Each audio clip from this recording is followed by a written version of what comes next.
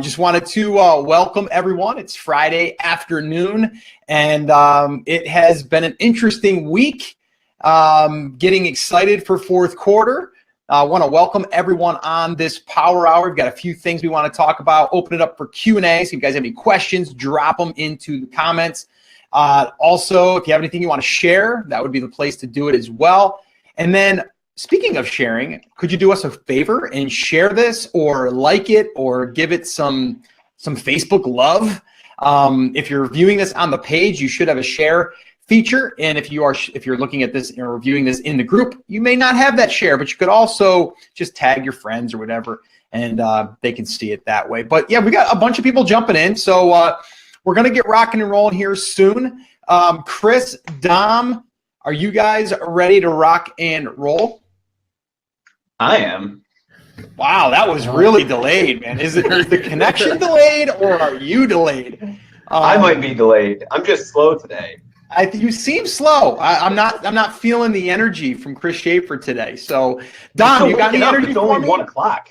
Only 1 o'clock. Waking up? What are you talking about? I've already put in a full day. What have you been doing? Dom, are you going to give me some energy today, or are you good? Yeah, it's fine. It's great. Everything's good. Everything's fine. Yeah. No, doing good. Server's always hectic as always. It's been a crazy week. So, yeah. Well, that's exciting. I'm so glad. Really good. And then I'm so glad that people showed up. Oh yeah, I'm real excited. It's been a hectic week, and well, you know. Now it's time. We never know with this connection. We don't know what's going on, but yeah, no, I'm always excited for it. It's Friday at 2 o'clock, and we're good. All right, well, cool. I'm going to add some excitement to this. It's been an exciting week. My buddy, you guys know him, Jimmy the Shark, spent the weekend with me. Went to a rock concert, and that was awesome. And we spent some quality time together. He may even be tuning in today. So if he is, Shark, thank you for joining. And I actually posted a picture on my Instagram page of him and I digging a ditch at the side of my house. We're having some work done. And we were in the trenches, literally working on an issue. And it brought back memories of us actually getting our hands dirty. And I put in that post, never be too good to still get your hands dirty. Like, jump in there and still roll up your sleeves and get dirty. And I remember myself as a construction worker, I had guys working under me, but I always jumped in there and kind of showed them that I wasn't afraid to get my hands dirty. I think they respected me for that. So, little side note, don't be better than people because you think that you are smarter and you shouldn't get your hands dirty, or you shouldn't get in there and have to do some of those jobs. Show them that you're willing to put it in, and I think the team will come behind you and they'll be willing to put it in as well. Well, let me ask you that, Dom. Do you ever say, I'm not going to label a box? My employees have to do that. If you have to label a box, you label a box, right? No, we start everything that I've done, or everything my staff has. I asked them to do. I've already done it before. I will continue to do it. Of course. I mean, I still list stuff for Retail R. I still put stickers on FBA products.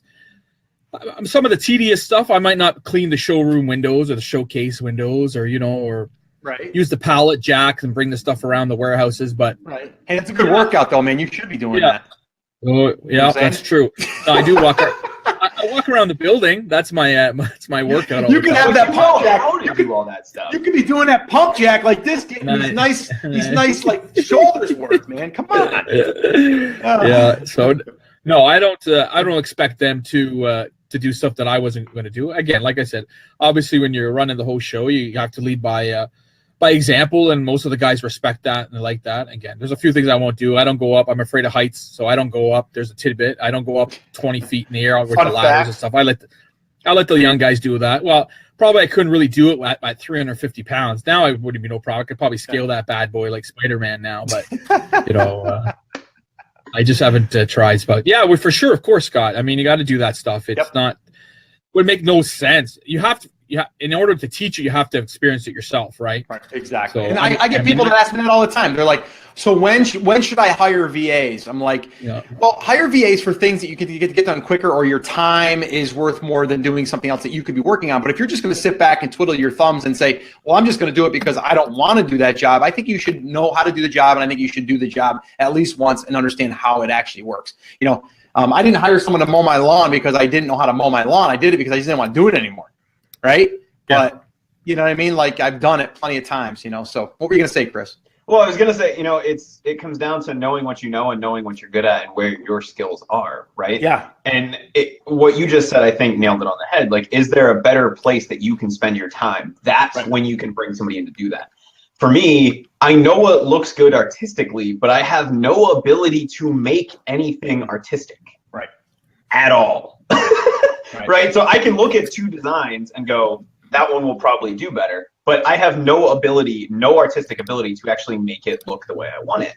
And so one of the things that we leverage is we have, a graphic designer on our team, and we get stuff back from him, and he can crank out 4 or 5 really high quality designs in the time that it would take me to do one, for lack of a better term, crap design, right? And so I can get 4 or 5 really good options back in the time that I could make less than one mediocre one.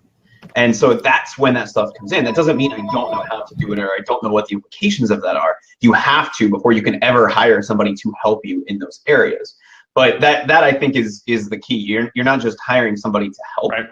You're figuring out where the leverage point is and where you can better spend your time if you Absolutely. get someone else to do that. Absolutely. All right, cool. So now that we've derailed where we were going to start because I talked about a trench that I was digging over the weekend. What's up, Chris? I know we've got some Amazon news. You and I jumped on Wednesday, I believe it was. I was having some work done on my house. We had some noise going on. We had kind of like Dom the other week. I had sounded like jackhammers going around, sawzalls, all kinds of stuff. And you and I hopped on because something had came out pretty recently, and I thought it was pretty important. I thought we needed to jump on, and that was the free removal of inventory. We talked about, it's a great opportunity, but also there's some things you need to consider when doing that. When's the right time to do it? If you guys missed that one, you're probably going to want to go back and check that one out. Maybe in the meantime, Chris, we can drop the link to that inside of the comments, and they can watch that. We had a bunch of people. I had over 120 people at once watching that, which was pretty cool. But I can tell that people, they want to know, right? Like, what's the best time to do this, and how much is it going to cost me? And if I do that, can I send more inventory in? Like, there's some of these questions that you have to ask yourself, and we went into that for about 25, 30 minutes. So definitely go check that out. But what else, Chris? What else is happening in the Amazon world or e-commerce space? Let's specifically talk about something with Amazon right now. What's going on? That was the big news this week. The other thing that happened, in case you guys didn't catch it, is the campaign manager for Amazon went down. Was that Wednesday, Dom? For a few hours? Yeah, Wednesday or Thursday. I don't know. It's so annoying. It was offline for a few hours, and it just so happened, like, I jumped in to look at the new brand, and it was down, and then I saw a bunch of people posting about that inside of the Facebook group. It looks like Amazon has squared that away. But that gave a lot of people a heart attack this week. Just like with anything else, there's going to be hiccups. When Amazon messes up, though, we all kind of notice it. And so that was one of those things where, and I don't think we were actually running ads in the new brand at the time, Scott. So I don't know that made a difference for us. But I'm curious, Dom, you probably know. Did it pause all of your stuff, or was it just? That was the issue. We couldn't tell if we got it, because what happened was it actually happened. It happened around noon, around there. We went our time Eastern, and we went to put it on, and then we didn't click all of our campaigns because we do a little bit in a row, and then do some more, and then when we went back the second time, it went offline. We're like, okay, what just happened? And we thought it was just our account, so we checked one of our other accounts, and it all the same. So throughout the day, we weren't actually showing up for any PPC. Like, we typed in our keywords, and we couldn't find us anywhere. And obviously the other brands, because I hadn't opened them up at all. And then of course, if somebody on my team goes, oh, don't worry, I bet you it's on. You'll see it at the end of the day. And of course, I go look back and, like, boom, $200. I'm like, $200. So obviously it was on. So we couldn't find it. So I don't know what went on. It was just a whole mess. And that was basically it. And the other ones we never got on. We just gave up. I mean, we kept trying every hour, kept looking. And then basically we left the warehouse at 5:36. We said, that's it. Just leave it without BBC. So our sales was we were down a few dollars, that's for sure. And there was no headlines about it either. I checked. There were no headlines, nothing. I thought, okay. Usually they announce that type. Yeah, normally they at least give us a heads up, but I think it was a short enough It was like a 4 or 5 hour window where it was just offline. So if you guys look back at your week and you had a dip in sales and you have a change of PPC spend, that might be why this week. It's been one of those things where it was hard to tell what exactly was going on. Amazon didn't really give any clarity into it, but it seems to be resolved now. We can turn campaigns on and off. Rosalind says, "I'm sorry I'm late." You're fine, Rosalind. It's totally cool. You're welcome to jump in at any point. So Scott, that was kind of it in the Amazon world this week. It was a fairly quiet week as we start to work our way towards the fourth quarter. We're probably marching on here. I think we have, it's not this Sunday, but next Sunday is officially the start of fourth quarter. So we're coming up really fast. And, I wanted to chat today and I wanted to get Dom's input because you and I have talked a little bit about what we're going to be doing for fourth quarter. And I know Amazon started rolling out those fourth quarter lightning deals. And did we talk about that on here last week?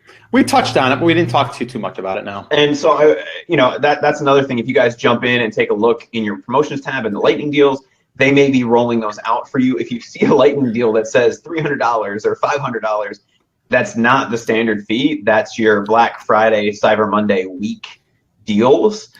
So double check the dates on those. And Scott, we kind of talked about it. I know we talked about it inside of the classroom last weekend, but I wanted to kind of give everybody a real quick recap on our thoughts. So, what are your thoughts on those holiday lightning deals, and are they worth your time? Well, I think, again, it comes down to, what is your goal? If you're looking to get rid of more units because you don't believe fourth quarter is going to do it for you, then you might want to take advantage of those. We're not 100%, I guess we're not 100% sure what we're going to do, but I'm going to probably guess right now we're leaning towards not doing them. And the reason is because I think we're going to blow through our inventory regardless. So why give up that money and also have to lower the cost of goods? So for us, I think we're just going to let it ride and see what happens. But if we see that sales are maybe slower than we had expected in the beginning and we still have time to run one, then we may run one. But right now, I would rather put more of that energy into building my own email list with the money I would spend on that, and I will push it through my email list. That's my thoughts, and I know I've briefly talked about it, but we've still got time. But I would say if you're going to launch a product and you were able to get that lightning deal, or maybe you're going to go back in stock and you want to really ramp things up, it may be something to do because it's kind of like doing a launch, right? It's like you have them promoting it for you, and hopefully you haven't reduced your price in the past 60 days to where you're going to have to go off of that as your baseline. So I think you just have to see what it's going to do for you and where you are in the process. And that I think is the important thing. I know you and I, one of the reasons that we're there's two main reasons that we're kind of on the fence and leaning towards not doing them. The first is we are probably going to have an inventory issue just keeping it in stock with regular sales. Yep. And we kind of know that going in, so we're not going to be doing a ton in terms of discounting. We're going to try to sell through at our regular price and see if we can do that, maybe even an increased price. And then the other thing is we don't think we need to discount to kind of do that because of what we've seen in the past.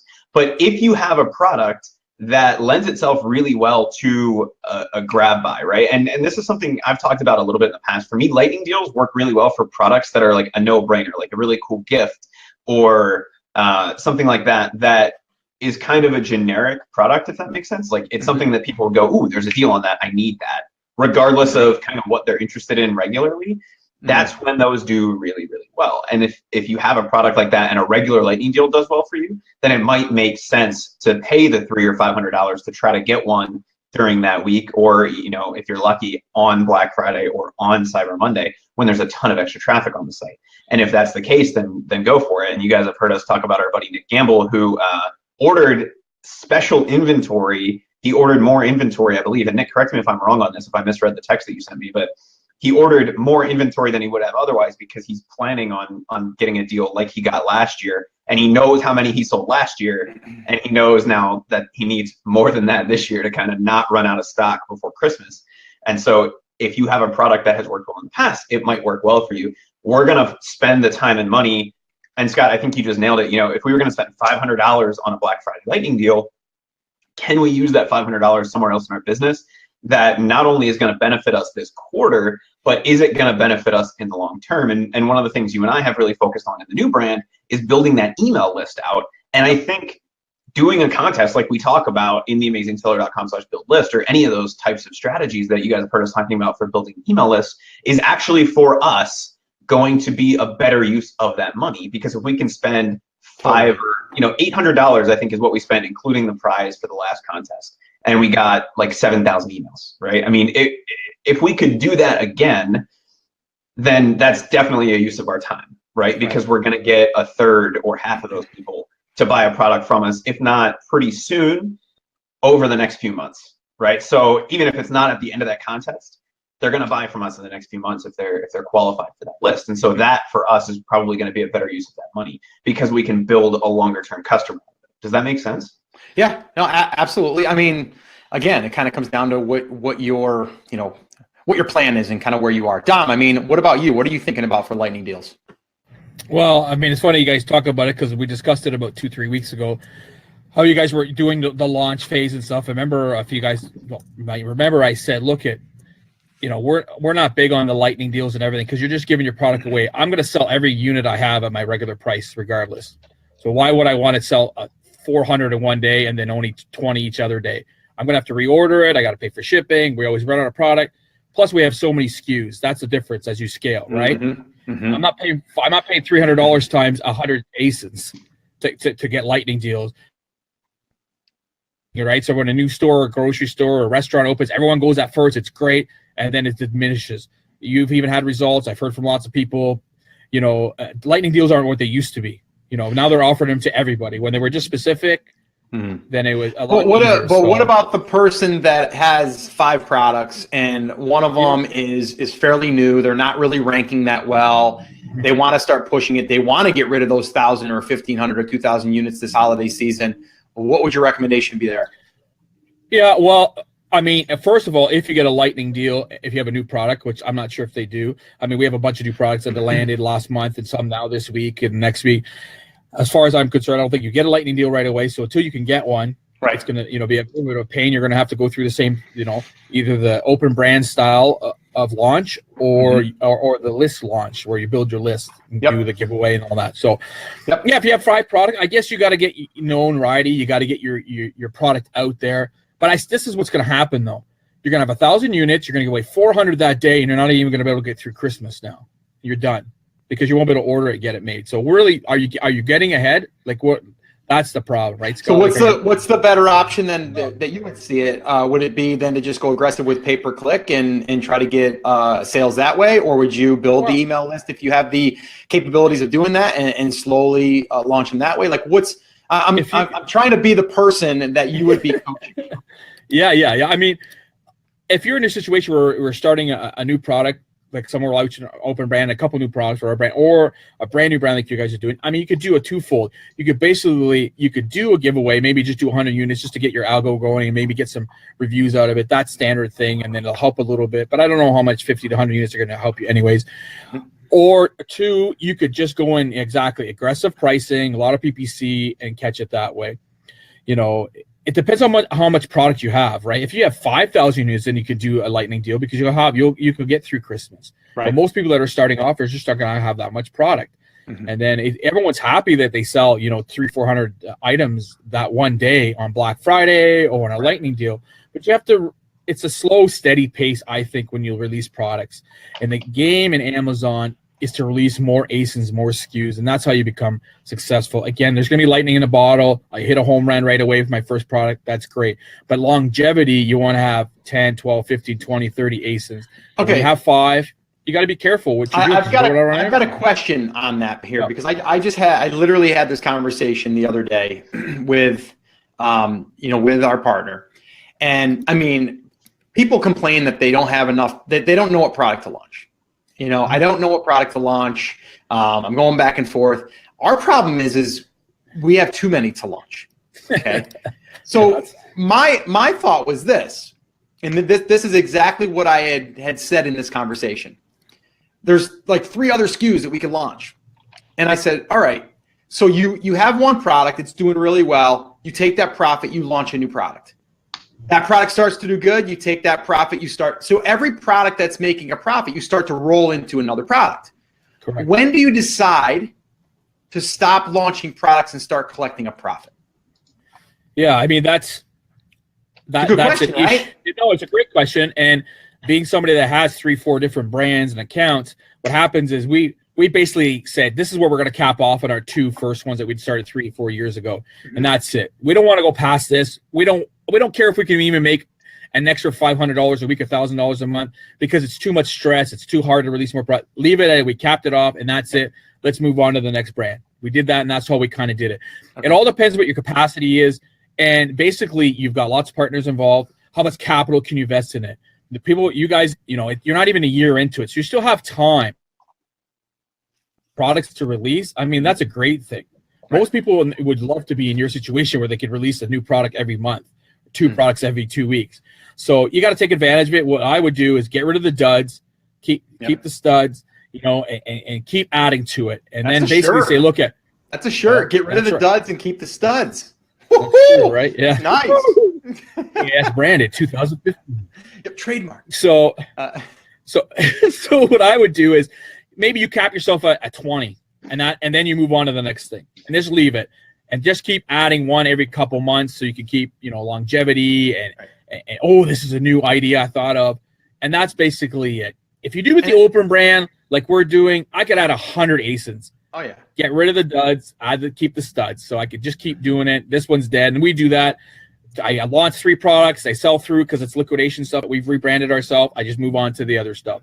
That's how we do it. So that was exactly what our conversation was. It was kind of like we've got like probably 2, maybe 3 SKUs that we're basically going to sell out of, and we're just going to let them kind of die, kind of thing. Yeah, that's where we're going to take advantage of either pulling it or knocking it off. Yeah. Yeah. Sorry. The other part of that is, and once you sell through that and you liquidate that, then we can take that money and put it into another product versus always taking the profit. Now, I'm a big believer in taking the profit, rolling it back in. That's what we've been doing for 6 months, right? None of us have taken a penny out of this brand. But after 4th quarter, you're going to be able to say, okay, we've got some profit sitting here. How much of it do we want to allocate to a new product or new products? Yeah, and then how much do we want to actually maybe treat ourselves and say, here's a little bit for all of your hard work, right? I mean, that's definitely, I mean, I've heard people say this is the same thing. If you don't, I don't know if it was on the show or a TV show or something, maybe it's Greg Lemanis, I don't know. It's something like, if you don't take your money out or pay yourself right away, you'll never do it. Profit first. Yeah, profit. That's you exactly always just keep. Yeah, there's a book on the market called Profit First, and basically he talks about you need to be a line item or you'll never get paid. And that, and some of my business, I'll be honest, that's what it is. We just keep putting money into it. And I always say, I'll only know how successful I am until I sell every single thing in our warehouses and out at FBA. And then I'll have collateral in my hand. I'll have, $100 bills times whatever amount. And I'll be like, finally, I got my money. Right. If not, in retail, you just keep flipping it around. You take out what you need, about the yada yada and stuff like that. So yeah, you got to make it a focus. Especially you guys, you have partners. So everyone kind of wants to get paid in the end. And people are like, okay, I'm putting 10,000 in every month, and we put 100,000 in, and I don't get anything back. Yeah, but you have 15 successful products. In 3 years from now, you'll be doing $300,000 a month, and then you can take. So it depends how long you want to wait. And if you're in a position where you've got another career or jobs or your partner's doing something else, you can kind of afford to do that. But most people that get into this are like, okay, I need to be successful tomorrow. Right. No, that's a problem, Scott, right? They need to, they put 5,000, they want 10,000 in 3 weeks from now. Okay, I'm stressed, I can't pay my bills. And it's that's where we talk about retail ARB. If you want to do that model, you either are doing retail ARB because you want to profit right now, you want to take something, flip it, right? Or you want to do that to build up capital to do private labeling, right? So if you want to do that, it's like, I don't care if you're going to do retail ARB, if you're going to do anything, right? Go out to a garage sale, go out somewhere, Craigslist, whatever. Find something that someone's getting rid of for a low amount that you can sell for 40% more, 50% more, 100% more. That's the easiest way if you want to go make money. So when people say I can't make money, you can make money. It's just you have to go out there and find what people are willing to sell cheaper than you can sell it for on the open market. So anyway, Chris, it seems like you want to say something. Well, and this whole conversation is interesting because you and I have had several conversations about this specifically with the new brand, but also just kind of in general, because a lot of people say, how long does it take me before I can quit my job, right? We launched this brand April 21st, I want to say. Does that sound about right? April or May, last week of April. And so, it's been around for 4 months, 5 months, let's call it 5 months. Almost. I can do math. This is why I don't do math. Business math I can do. Calendars, not so much. And so, like, we're 5 months into this, and you and I have said in the past, like, it's going to take a while before you're replacing your regular income. Now, in this case, we're not trying to do that to replace our regular income. We're building a brand, and we know that we're not even going to take that out. We invested more capital into it than we have into, one-off products and a lot of other stuff, because we're really trying to build a long-term brand. And that has come back to us tenfold, right? I mean, we're going to do well over 30,000 this month. We did 30,000 in, I think, the end of July, 35 or 36. Yep. Yeah. And so we ran out of stock, and then we had a lower month because we ran out of stock of our best selling item. Then we were at 24. So, but we're, this is well into the place where we're in a 6-figure business already. And it's a question of, when do we stop investing in new stuff, and when do we start just recycling capital? And we've already kind of we're right at that point right now, based on the conversation that you and I had Tuesday, Wednesday, which is, basically this next payout is going to make us even, right? And then everything after that starts to become, okay, what do we take out and what we portion out? But people ask us a lot, Scott, like, how much, like, what percentage do you take out, once you reach that point? And I don't know that there's a fixed percentage. I'm sure Profit First has a take on it, but what we did, and I don't know if this was just for public consumption or just for my consumption, but we kind of set a goal for ourselves, and we said, if we hit this goal in Q4, then we're going to pay ourselves out a little bit. And here's what we're going to do. And so, we're not setting a percentage, but we are setting us up to get paid if we reach our goal. And then after that, we'll be ahead, and we can choose whether or not we want to take money out to invest in ourselves, or if we want to continue to build and grow and scale the brand. And like you said, we have a blessing in this new brand where we have more products to launch than we have time, energy, and resources, not necessarily from a monetary standpoint, but just from a people and tracking standpoint at this point, to launch all of these products. And so we can roll as much of that back in as we want, or we can say, here's kind of our core. Let's try this. Let's try this. If this works, then we add it to the core. If it doesn't, then we cut it. And so that's really where we're getting to. Yep. No, it's true. And hey, I wanted to put throw something out there that also was brought to my attention, and I knew this, but I forgot it. October 1st is a Chinese holiday. So just want to let people know that if you are looking to order or pay to get your order sent, you better get on that, because I think it's a 12 or a 14-day holiday. So I wasn't aware of that until our partner said, we got to get them paid before October 1st, because if we don't, they're not going to get our inventory until after they get back. I think it's like Peoples of the Republic of China national holiday. They have a lot of holidays. I got to be honest. It's a 3-day statutory holiday. So it'll be, the first is a Sunday, which is Monday in China. So I think it's Monday, Tuesday, Wednesday of that week is when it's like a federal holiday. And then different factories will have different observances, but they may take the whole week. Thankfully, it's not like Chinese New Year, so you'll still be able to get some stuff after that. But I would expect like the 1st through the 7th, so that whole first week of October, to kind of be a fairly dead period, unless you have a real go-getter salesperson that you're working with. I wouldn't expect to get a ton there, and you're not going to get anything shipped during that period, at least for those first 3 days, more than likely. So just to keep that in mind, that's all. Awesome. Megan says, love Profit First. It's a great book. If you guys haven't picked it up, pick it up and take a read through it.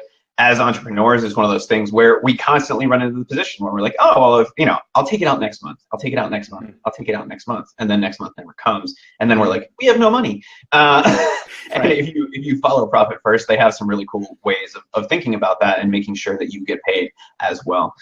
We have a whole bunch of questions rolling in, but first we have Tony is hanging out with us. She said, I'm having lunch with Carly right now, who heard my podcast episode and drove down for a mini meetup for lunch. Another aspiring female FBA entrepreneur. Thanks for connecting us, Scott. So I thought you'd get a kick out of that as well. Hi, Tony. Hi, Carly. I hope you guys are having a good lunch and you're enjoying each other's company. Yeah, do a toast right now. Do a toast with each other to success. Just don't use water. You can't use water. Brett says, hey guys, as I scale bigger and bigger, I see how Splitly can do a keyword ranker, but is there any tool out there which will graph each ASIN you look at and give the rank of a product at a glance so you can see if one of your products' rank is going up or down over time? So we tend to use that on a product by product basis, Brett. I don't know if you're going to find exactly what you're looking for there, but Splitly is where I would start, and then you can have somebody just pull a report on that and like aggregate those keyword rankings together if you're trying to see aggregate position. But Splitly tracks, and Scott, correct me if I'm wrong on this, but it tracks individual ASINs on individual keywords. It doesn't give you like an aggregate for that. No, and let me just give a little mini rant on the tracking your keywords and all that stuff. Like it's fun and all to say, oh, cool, I'm ranking for stainless steel garlic press. But really, I mean, you got to understand this too. Like just because you're ranking for a keyword, you think once you rank there for that keyword, you think the sales are just going to flood in. That doesn't necessarily mean that's the case. And if you have people like us that are building outside traffic sources and we're able to send out an email and push sales, you're not going to know what keyword we're really getting our sales from because we're not. We're getting them from our outside channel. So, you know, take that with a grain of salt. Like, don't go crazy analyzing every data piece like on your keywords. Yeah, the top ones you might want to pay attention to, but really just look at your numbers. You know what I mean? Like, look at your numbers. And if you were doing well and you've seen that you were ranking well, and then you start to see that your ranking is slipping and your sales are slipping, then we probably have a correlation. But right now, you're kind of going at a blind, and how many keywords are you going to be tracking against how many ASINs? It's like you're going to spend hours looking at data of where you're ranking on keywords. Dom, how often do you look and see where you're ranking for keywords, not pay-per-click, strictly organic? To be honest, both. I don't do PPC. I don't do as anywhere near since the way it's set up. We've talked about it before. It's very annoying. They don't want to change it. I don't know because of the I don't know what they call it, the inset. Like you can't. It's never correlated whatever your spend account is versus your campaign. So I kind of gave up. As far as keywords, I used to before, like a while ago, maybe up to about a year and a half ago. Now I stopped. It is what it is. I got so many things being thrown at me, so many things to do. I just don't have time enough. It's kind of like, okay, throw the ASIN up. Let's see if it sells. Do what we need to do. If it doesn't sell, get rid of it. Move on to the next thing. If it sells, great. We'll do some stuff about it. So that's basically where I'm at. But I think the one thing that is important, and this is something that I think we should mention, and this is something that you kind of told me, was like when we're doing pay-per-click and we want to see quickly if we can rank in paid search through Amazon, that's when you're looking. But you're not tracking it on a daily basis, right? But if we want to rank for stainless steel garlic press in paid, we're gonna put our bid up high. We're gonna put our budget at $100 or whatever, and we're going to wait 20 minutes and see if we can get on page one. And if we can't, then we have a relevancy issue or we haven't bidded high enough. That's right.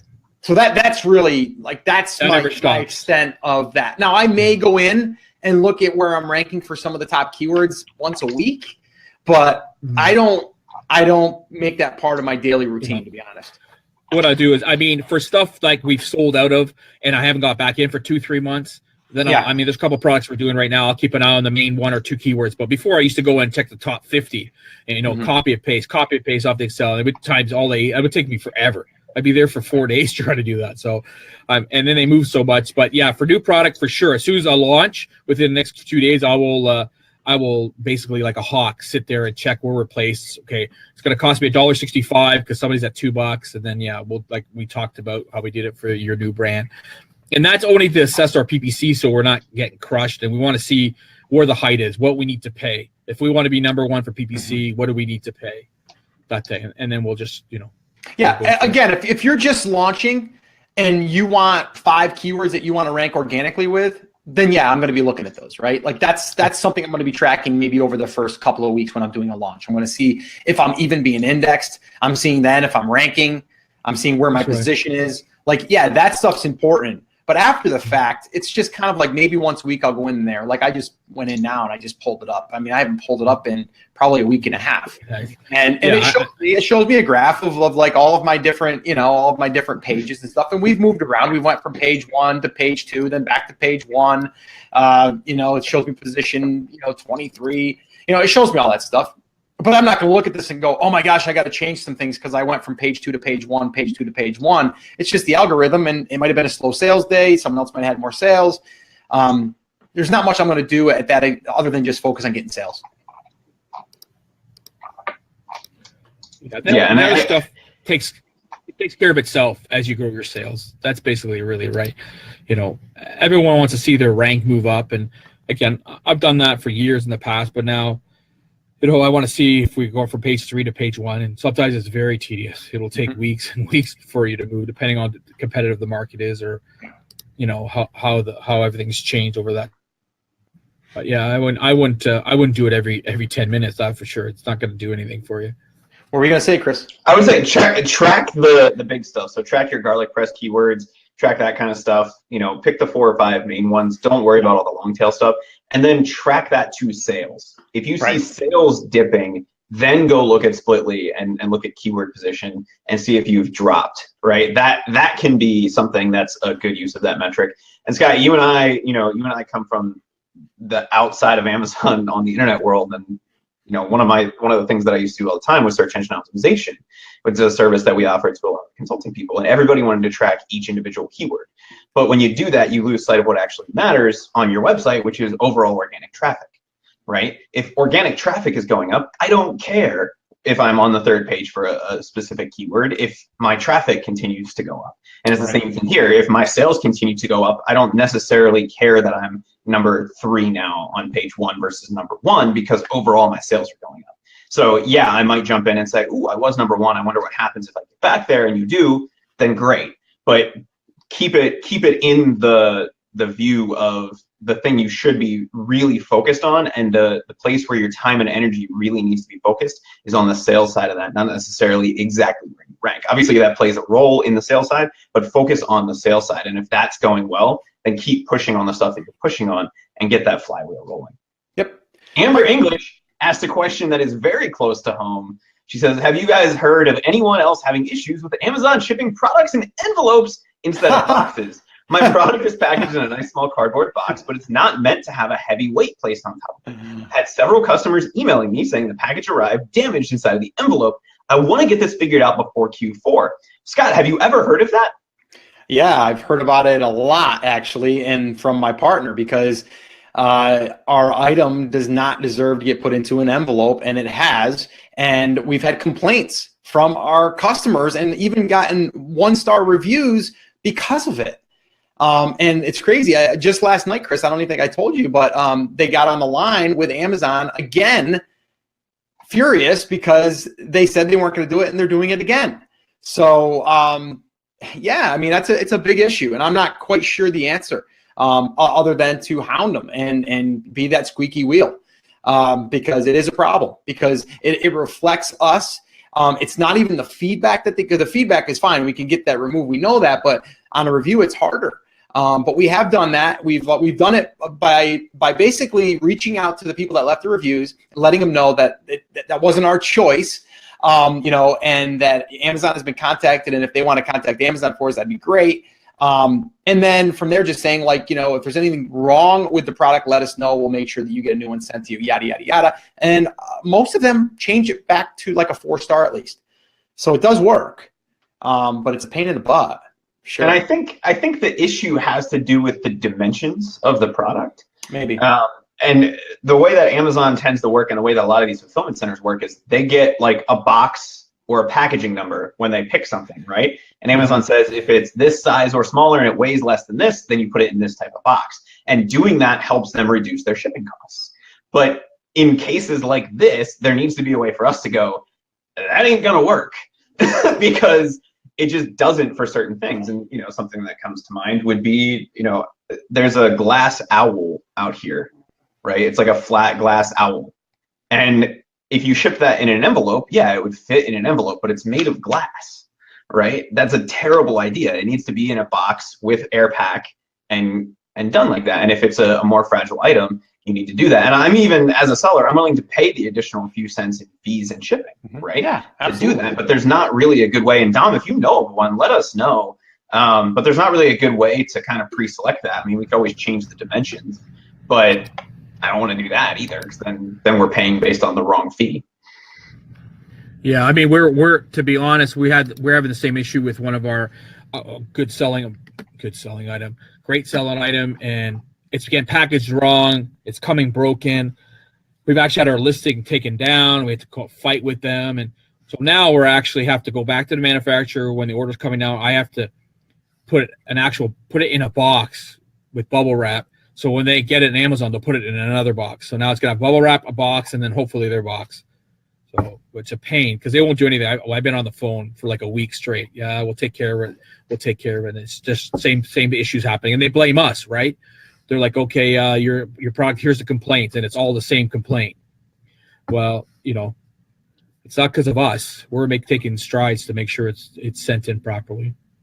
Nick brings up a good point. Our buddy Nick Gamble just jumped in. He said, in my experience, we have to package in a safe packaging ourselves. So maybe taking it outside of the retail ready box, Scott, and putting it in a little bit larger cardboard box. I mean, for us, it's probably a matter of a few cents in terms of the item, but it also adds to shipping, and it adds to all of that stuff as well, because you're not going to be able to case pack it in the same way. And you're not going to be able to fit maybe on a pallet the same number of units and all of those kinds of things. So that becomes a little bit of a headache for us. But that is really the only way that I know around it, is to kind of go around FBA and put it in a box yourself. That way, if they put it in something stupid like an envelope, it's already protected. So that would work for that. Megan wanted to know, so seller feedback isn't hard to be removed. My feedback is fine, but some of them should be product reviews and not feedback. And that's exactly the type of feedback that you can get removed. If they mention the product as a review, right, you can get that removed. And anything that's related to the fulfillment service, if you're using FBA, can get removed as well. And they just kind of comment it out. They don't actually remove those the same way, but they just say, this is our fault, and it doesn't really count against you in that way. And because the whole point of seller feedback is actually if you are shipping the item, right? We're not really doing anything, but Amazon does use that as a factor for some things based on what we found. And so we still go after that seller feedback, and it is still important because some people are going to look at it. Hey, Chris, before I was going to say, on top of that, I just want to make sure, go ahead, because I didn't get, don't ask to get it removed if it's a 4 or a 5, no matter what it says. Even if it says, I wasn't really happy with it, and they put a 4, just leave it. Yeah. It goes against it's going to help you, because I've seen people do that. They're like, oh, I didn't like the comment, so I got it removed because it had nothing to do with the FBA process. But who cares? It's a 4 or 5. It's 3, 2, or 1 you want removed. Anyways, that's just my tidbit. So. Awesome. Hey, Chris, I actually got a little text message here from our partner about what we're talking about. And it says, FYI, Amazon is saying the return rate is not high enough based on the volume of sales to change the packaging. So they want us to have broken items, so people will send it back and get higher refunds rates, and then they'll change the box. So it'll help you out when you get too many complaints. I guess here's the question: what is the threshold on that? Does it have to be high enough that they suspend the listing? I don't know. And do they want us to give them returns? I don't know. Yeah. It's just one of those. It's one of those. That's exactly what's going to happen. You're going to get to 5%, and they're going to shut you down. And we were going to say, well, we told you guys about that. Yeah, but we have to wait till this point. It's easy, though. It doesn't go against your account. Just hit, I understand. I press OK, and then it'll, that generic email that you get. We're just letting you know that, but you can still sell it. We don't care. We're just letting you know that there's been complaints about it. Yeah, they're filling it properly. Yep. But it's one of those things, if this is the biggest headache that we have to deal with right now. And honestly, that's one of the products we're probably going to be discontinuing anyway, so not a big deal. Well, we had that issue with 2 products. Oh yes, you're right. We did. Like it's one of those things where I'm not terribly worried about it, because it is a small percentage just based on the number that we're selling. But it's still annoying. I would love if I had an employee that was shipping my stuff that way, I would fire them. right? But for the convenience and everything else, and the sales volume and stuff that we get from Amazon, it's a headache worth dealing with, at least at this point. P wants to know, like Nick was saying, is you have to have your product retail ready. If not, you got to basically think that they're not know what they're doing at FBA. Especially at Christmas time, it's all temp people.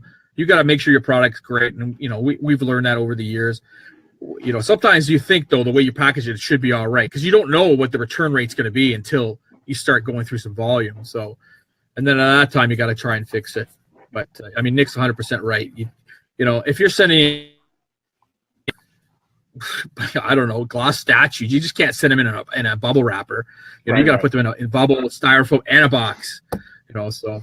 Because it might not even be Amazon. They'll put it in the box and then you throw it in their Amazon truck or their UPS truck and it gets thrown with a bunch of, tires on top of it. Yeah, anvils, exactly. Boat motors, Oh, sorry about that. I mean, to be honest, I worked for a courier company for years and we'd be like, oh, like it was just crazy. Oh, fluorescent lights, that's awesome. I wouldn't even touch them. We'd have to square, measure them, and you'd already hear the fluorescent lights like smashing. Why would you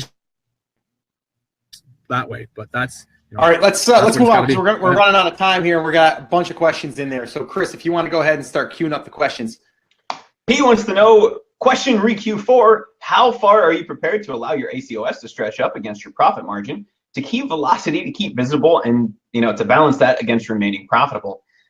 Leave the duds, keep the studs. So this is a question, and I believe this is going to fall under the category of it depends. I'm gonna. We need like a bottom third for the.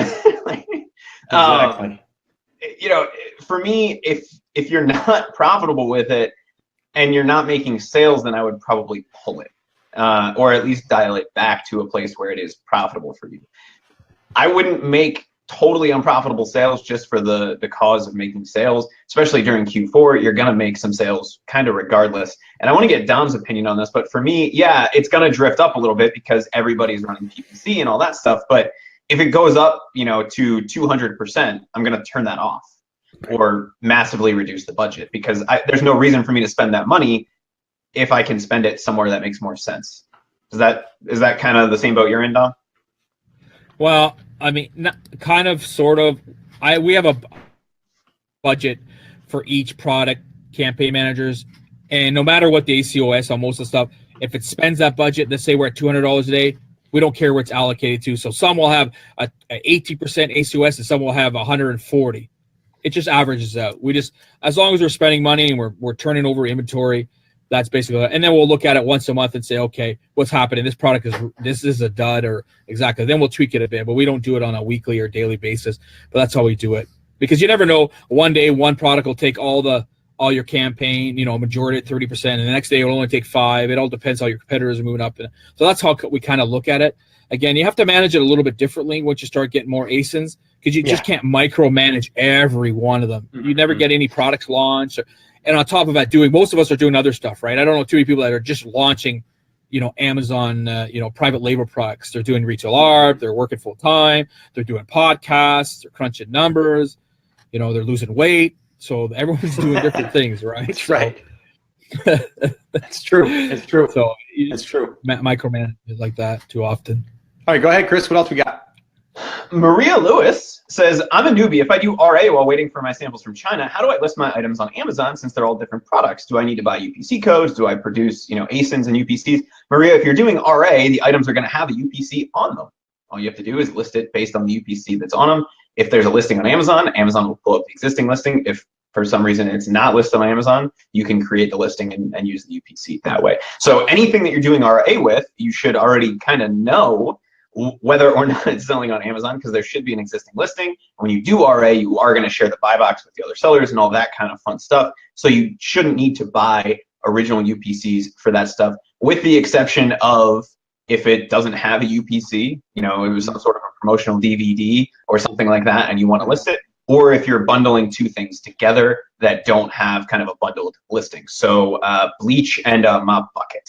Right? Yeah. They're not going to necessarily be sold together, but you could bundle those two retail ARB items together and create a unique listing with them, or you can list the bleach with the bleach and the mop bucket with the mop bucket. So you don't need to go through the UPC process for retail ARB. And let me just interject here. That's a great segue. to let people know, like, moving into the fourth quarter, we talk usually once a week about RA. We have, a class that's going through it right now, a 5-week class. And basically, right now, even if you're doing private label and you're waiting, like you just said, Chris, if you're waiting for your samples, or if you're maybe waiting for your first shipment, you can still go out there. And if you don't want to go and do like an open brand model, if you don't want to go out there and just do random stuff, just find stuff that's in your market. If you're in camping market, get random camping stuff, or get, if you're toys, get random toys. So just build out that account. If you want to just go all in and just do random stuff because you just want to make extra money for the holiday season, well, then you're going to want to go out there and you're going to want to find all those different products and do that. And this would be, again, another place for me to let you guys know, if you're interested at all. We have a course that's all created. It's ready to go through. Dom actually leads the course. Chris and I sit in, we answer questions. We go through some products, which are, I guess, as examples for what's a good product, what's not a good product, what to look for, and where to find these products.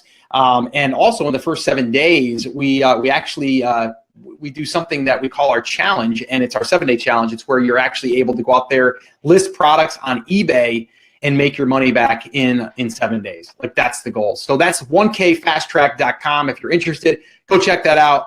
And people are in there right now doing really, really well. And some are already graduating to private label. So definitely go check it out. Very affordable, by the way. If you were to hire Dom, it would be more than the cost of the course. Trust me. It's going to cost more per hour than you're going to get for that entire course. So go check that out.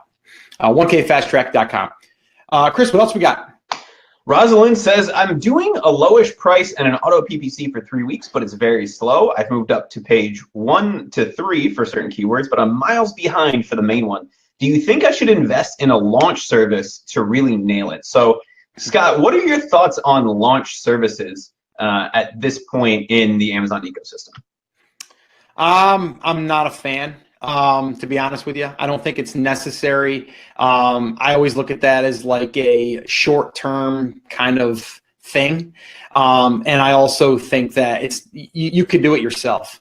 And if you're gonna hire a launch service to do something like that, I would rather take that money, invest it in my own list that I can launch over and over and over again, and I can build a relationship with that audience. I can learn more about that audience, and I can get more out of that asset than just a one-time thing.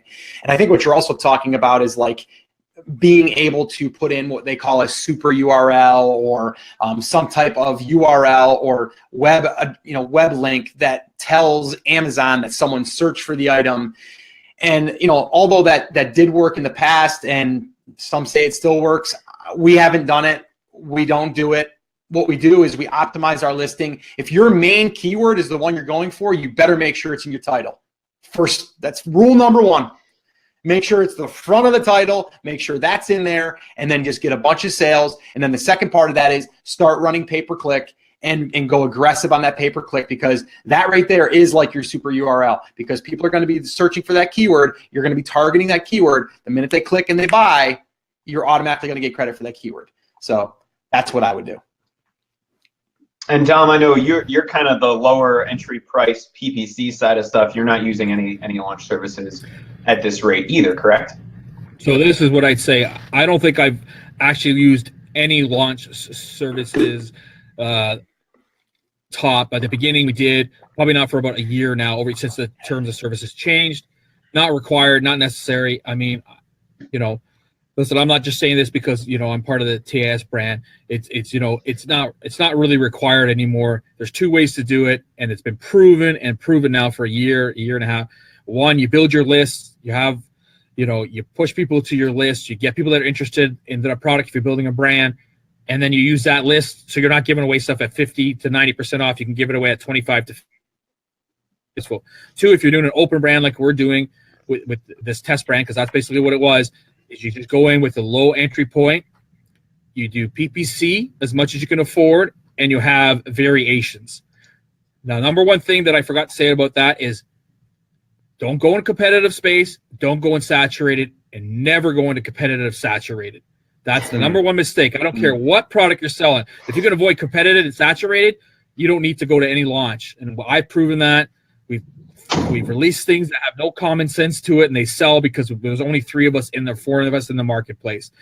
And if you want to get competitive, that's when you start need all this stuff and blasting, doing this and paying $600 for the service and $2 for this, and then give away all your stuff for 9% off, plus give Amazon fees. You're not getting away because it's just not the norm anymore. You don't have to do it. The evolution of it is we've changed the evolution of it. You don't have to do it that way anymore. And it, if I wasn't successful and you guys were successful with the new brand, I would say, look, maybe you have to do it still that way. But I haven't paid for any reviews or anything in a year and a bit.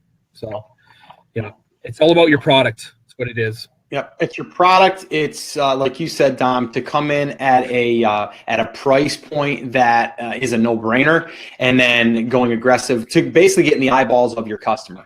Correct. And that's using pay-per-click. And the variations is to help. You're going to lose money. Expect to lose money on your entry price point. The other 2-3 variations are where you're going to make your money. Just like I've always said, we used to order 1,000 items just to give away. Now we use them as an entry price point, no matter what we sell them for, and then we make our money on the other 2, 3, 4, 5, whatever variations.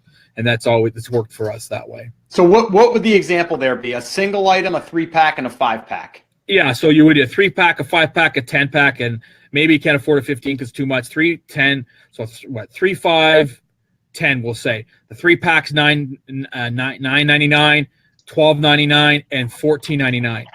Everyone else is going to be at $12.99, but your 3-pack is going to be at $9.99 as an entry point. You're going to be $2 to $3 cheaper than everybody else. You're going to gain some momentum. You're going to put some PPC on that one. It's going to catch because it's a price point. People are going to see that when you're on PPC on the side, it's going to see $9.99 when everyone else is at 12 or 13 or 14. People are going to click in and they're going to say, "Oh, geez, they have a 4-pack. They have a 5-pack for $3 more. I might as well get that." And then that's how. And then it just combos. But again, that only works if you're selling garlic presses, Garcia and Cambodia. If you're selling yoga mats still, guys, if you're selling, it doesn't work. You got to spend thousands. You have to have lots of money to get in those fields. Why frustrate yourself? This is supposed to be a cool process, an easy way to change your life and have a different lifestyle, and try to make it as simple as you can. And, there's 50-50. Some people are really good at it because they know how to pick the product. And then some, they just like, okay, I'm just going to release the garlic press because I think we need another one. Right. It dumbfounds me. I don't get it, but yeah, you're right. So that's how I would do it. And then you're aggressive with the PPC. Again, there might be somebody in your space that's doing the same thing, so you have to combat it. And then it's a matter of again, how much money you afford to spend to it. But I think the other thing is, Dom, the other thing to kind of mention here is, and I think we all agree on, is don't expect to make a profit your first order. Oh, not even for second order, third order, fourth order. Yeah. We talked about it. Show me a brick and mortar store that's made money after a year. Show 100%. Me one. Show me 100%. One. Most people make up to 3 years. I mean, again, we watch The Profit. We watch Shark Tank. We watch Dragon's Den in here. I've been in business for 3 to 4 years. We're still losing money. I'm losing $3,000 a month. This is the only business model, I'll say it a million times, because I've done everything. I've done wholesale, I've done brokering, I've done retail, I've done flea markets, I've done sales, I've done cold calling. No, it took me years to build what I've got here for Retail ARB. Again, we still made profit, but it took me where private label is you can do it within a year if you know what you're doing. Not within a month, not within 2, not within 6. You need a full year before you know what's going on, how many more, because you're going to have, guess what? You're going to have 1 product this month. Next month, you're going to have 2. By the end of the year, you're going to have 10. Of course, you're going to make more money. You have 10 products versus 1. So it's an evolution. It's not a quick game. It's not sink in 50,000. I'm going to make 50,000 the next month, or sink in 2,000. I'm going to be successful. Again, you're right, Scott. It's all about work. It's all, in a year from now, you're going to have 25 SKUs in your brand, and you're going to be doing you're doing 30 to 40,000. You'll be doing 60 to 80,000 because you're aggressive. You guys know how to pick your products, and you've gone into a niche. It's kind of competitive, but you've differentiated yourself with the quality, and you've got a brand behind it and a face, which is huge. It is huge. You have a spokesperson, a huge thing. I wish we had that. We don't have that. If we did it, maybe we'd be even more. But again, I don't want to go back to those things and rechange stuff. Too much work for me to do. But you've did it the right way, and then who knows what's going to happen. Again, you're going through hardships. Stuff doesn't land. They change your ASIN, and somebody's stuck in this. You go through the same thing and everything else, but at least you're showing progress, right? I mean, to be launched for 3 months and already doing 30 to 40,000 a month is pretty amazing. Without giving away without giving away 100 units a day for a week, and then stopping and doing it again. Never done that once. Never done that once. So hey, to me, I want you to put up Rosalind. I think it was Rosalind. Put up what her comment was. I think that was a good comment. I want to highlight that. Which one? Just about when you're not profiting. Okay, wait a minute. I think that was that the one? Yeah. I feel a failure when I'm not profiting. LOL. Yeah. And you know what? I get it, right? I mean, the sign of you won the game is you profited, right? Scoreboard. Like, it's the scoreboard, right? To me, the scoreboard would be: did you sell through those 1,000 units, and are you going to sell through 1,000 more? And are you starting to get yourself seen and exposure to where now it's going to automatically start to happen? So again, think to yourself, if you opened up a Starbucks right now, you paid the franchise fee, the building fee, you got all your employees, you're going to be in the red for a long time. Okay? For a long time. But the way that you would look at it is, as long as I can pay my debt every single month and I walk away with some money, that I made some money, I paid myself, right? Again, you're the line item then. Okay? So if I was the owner of Starbucks, I just bought a franchise and I built it out with infrastructure, and I got people, I got buildings, I got rent, I got all that stuff. I would say that I'm successful in a sense if I was able to pay all my bills, pay myself a salary, pay my workers all their salary, but I still got debt on the business. But some people would say you're not successful yet because you didn't pay off your debt. It's the same mindset. We got to get through that. You got to understand, as you're doing this process, you're building. Like I said to my wife this morning, we're having coffee and we're sitting there talking. I go, do you realize that we started a business with less than $25,000 of a startup? And we're already using the cash flow inside to keep reordering. So we're only in the red that much. And by the end of this fourth quarter, we will be totally clean and profit at that point in less than like 7 months. What business can do that? You name one brick and mortar business that can do that right now. They're going to have the $3,000 a month rent. I mean, Dom, you know all of the expenses to having a warehouse, rent, the building. You got to sign a new lease, yada, yada, yada. Like all that stuff. What other business? Yeah, so guys, taxes, there's always going to be taxes. And employees, you got to pay for their CCP in Canada, like your social insurance, all that stuff. Oh, yeah. I mean, I put it this way. I mean, the big cliches in the world, that's why the sayings are there that everyone uses. Look at, I'm not going to win the battle, but I'm going to win the war. Hockey players, baseball players, it's one game at a time. It's the same thing in private label. You just can't. There will be the 1 or 2 stories where the guys are successful right away within a month because they just picked the right product, or they launched a spontaneous product the same month that it was popular, and that happens. But longevity, it's going to take time. I understand that she doesn't want to make, she feels let down or disappointed, but you can't do that. It's the same way with, I've achieved so much. I mean, I'm not gonna pat myself in the back yet, but from losing 120 pounds, listen, I only lost a pound. I only lost a pound last week. I'm not gonna get mad because I just lost 120 pounds. So it's a goal. I still have a mindset. I'm gonna get to there, and you push through it. It's another one of our TAS sayings: push through. And I think that's what it is. You just can't. Don't worry about it. If you're not making profit in your first item as much, your second item is going to help make you profit. The third item, and again, it's scaling. Scaling is when you're going to start making money, like our buddy said, Kevin, right? Money. Kevin O'Leary. Kevin O'Leary. I think the football analogy there, Scott, is perfect. And as you were going on that rant, all I could hear is Al Pacino talking about, football is a game of inches, right? Business is a game of inches. And just like in football, if you're losing, when Ohio State is losing to UNLV on Saturday at halftime, what's the question? What's the question that the reporter is going to ask Urban Meyer? What are you going to do at halftime to change it? If he gave up at halftime when they're losing to the Rebels on Saturday, that would be a failure, right? If you come back out in the second half and you tweak the things that need to be tweaked, you can turn that tide. You can take that loss and make it a profit, right? Or in the case of football, you can turn that loss and turn it into a win.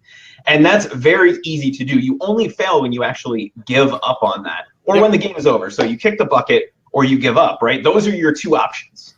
And everything else in between, until the buzzer goes off, you have time to turn that around. As long as you take what you've done that worked and scale it, and take what you've done that didn't work and lose it. And I believe Dom said that a little bit better earlier. Drop the studs, or drop the duds, keep the studs. Yes. Right? Like that's exactly what you need to do. And so take everything that you've learned through this process so far. Don't let it get you down.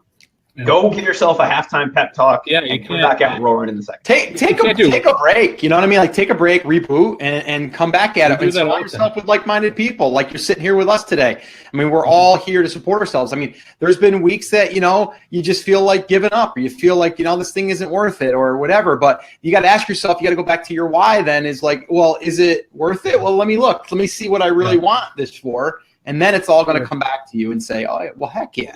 Like I've said many times on is that you're going to learn more from your failures than you will your success. And if you can get all your failures out, you'll never get it out your first product. By your fourth product, you'll basically know third. You'll know all the systems. Little things like packaging, like Amazon FBA. Well, by then you'll know. Make sure your packaging's properly. You know where to get your piece, and that's basically it. You've got so much to go through after your first. It's not over after your first product. I'm still learning stuff, and we're hundreds of product SKUs and ASINs, and it's always learning, because they always throw you a curve. Either the system throws you a curve, your product does, your customer does, right? Your consumer does. So don't get down on it, and don't worry if you're not making money right away. And what I mean by right away, I don't mean by the end of the week. I mean even within 2 to 3, 4 months. Just keep pushing at it. Eventually you'll get through it. As you release more products, it'll get better. All right, Chris, let's go ahead and answer maybe one more quick question. I know we're over the time, but let's just go ahead and answer one more question. I did want to say that Rosalind says, you've made me feel inspired. Absolutely. I'm going to perfect and polish this product. And it's a game of inches. Excellent. And let me just say, though, sometimes you have to look at that product and go, is this a good enough product to polish? So sometimes you have to come back to reality. We've got 2 SKUs right now. We're just going to liquidate. We're going to be done with. We're going to move on. So don't be married to a product either. That's another thing that I would throw out there. So Chris, let's go ahead and dive in. One more quick question. The last one that I wanted to answer, Amber English was asking if we were going to have a meetup in the Midwest anytime soon. I think we met Amber at the last Dallas meetup, and that's the next one that we have coming up. Scott, was it that Thursday that we decided on? Yeah, actually, it's funny. I was going to tell you, so I'll tell you here on the air. We have to create that pretty link soon, because I have a podcast coming out, I believe, next week that will be mentioning that we're going to be in Texas, in Dallas. Yeah, we are going to, I think we're just going to put it theamazingseller.com/Dallas. And that's going to be the Thursday? Yeah, that's going to be a Thursday, and we have to direct that to the event page. So we have to create Thursday the 26th, if you guys are interested in that. It's not necessarily the Midwest. It's kind of the South. But Amber, you guys made the drive the last time, so come hang out. No, I'm just kidding. That is the next one that we have coming up, because Scott's going to be in town, so I'm gonna drive up for the week, and we're going to kind of hang out, get a little powwow going, and have a little unofficial TAS meetup. So Nick, make sure TAS Dallas knows. And for any of you guys who want to kind of drive in and hang out, we're going to be doing that. All the details will be up here in the next few days, if not today, at theamazingseller.com/Dallas. Cool. Yeah. So, yeah, that's all I got. I mean, I'm excited. Fourth quarter is exciting time. We just got our next, I think it's 2 SKUs that are going to be released in time. So that's exciting. I'm excited, man. The podcast is rocking and rolling. Got some great guests coming up. I had some great guests this past week. Yeah, it's just right now about focusing and getting out there, making it happen. And coming to things like this where you can again surround yourself with those like-minded people that's going to push you to get to that next level.